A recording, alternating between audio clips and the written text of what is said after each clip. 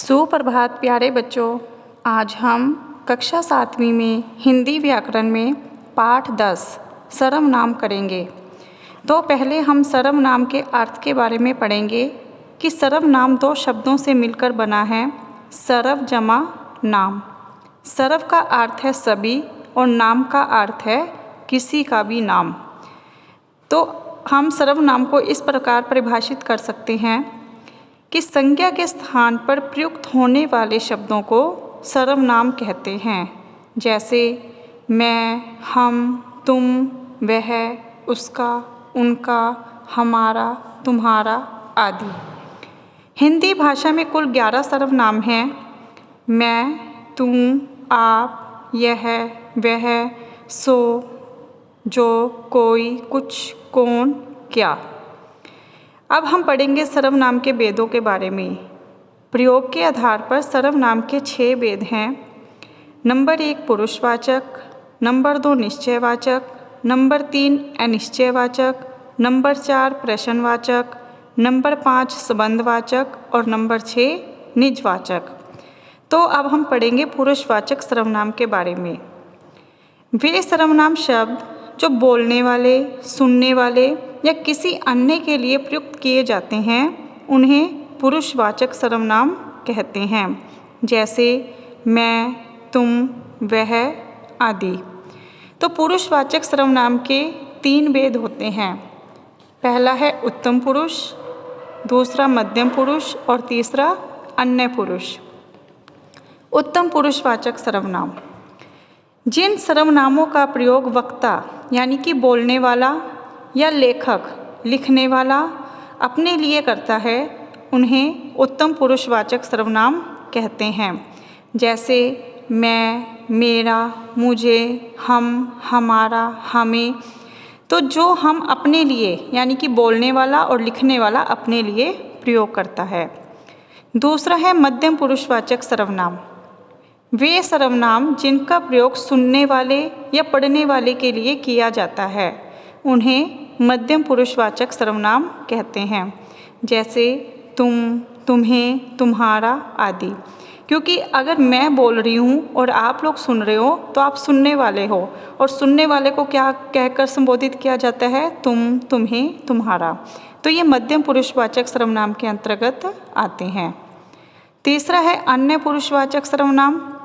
जिन सर्वनामों का प्रयोग वक्ता या श्रोता को छोड़कर किसी अन्य के लिए किया जाता है, उन्हें अन्य पुरुषवाचक सर्वनाम कहते हैं।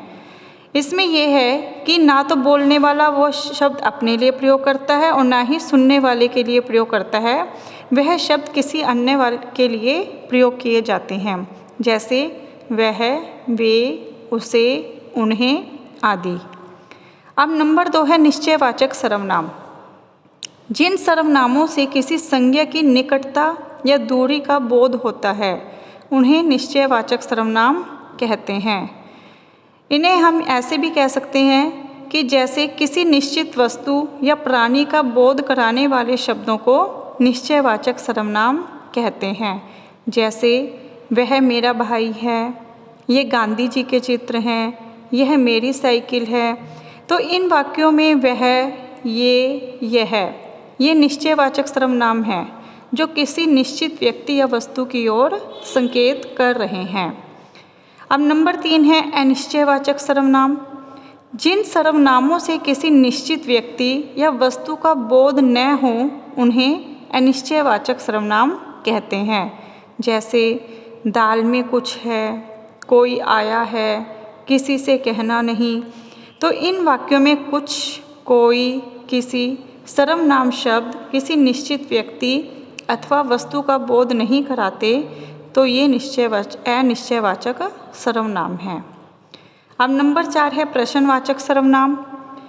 जिन सर्वनामों शब्दों से प्रश्न पूछे जाने का बोध होता है, उन्हें प्रश्नवाचक सर्वनाम कहते हैं, जैसे आपका क्या नाम है, घंटी किसने बजाई, कौन आएगा। तो जहाँ पर कोई प्रश्न पूछा जाता है, अब इसमें क्या, किसने, कौन, ये शब्द पूछने का कार्य कर रहे हैं, तो ये प्रश्नवाचक सर्वनाम है। नंबर 5 है संबंधवाचक सर्वनाम। जिस सर्वनाम शब्द से वाक्य में प्रधान उपवाक्य का आश्रित उपवाक्य से संबंध स्थापित होता है उसे संबंधवाचक सर्वनाम कहते हैं। जैसे जो मेहनत करेगा सो सफल होगा। अब यहाँ पर सफल होने का संबंध किससे है? मेहनत करने से।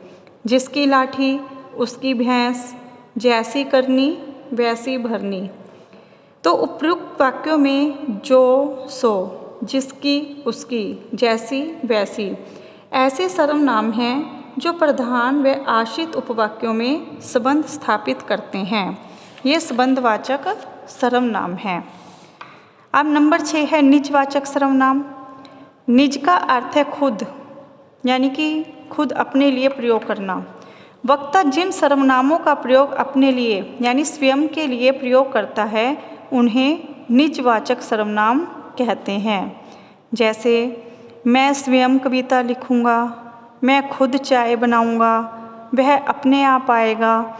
तो उपयुक्त वाक्यों में स्वयं, खुद, अपने आप आदि सर्वनाम शब्दों का प्रयोग कर्ता के लिए हो रहा है, अतः ये शब्द निजवाचक सर्वनाम हैं।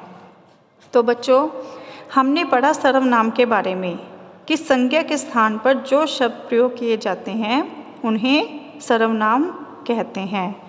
तो आशा करती हूँ बच्चों कि ये सर्वनाम जो पाठ है आपको अच्छे से समझ में आ गया होगा। सभी बच्चे इसके अभ्यास कार्य पत्रिका व अभ्यास कार्य ध्यानपूर्वक करेंगे। धन्यवाद।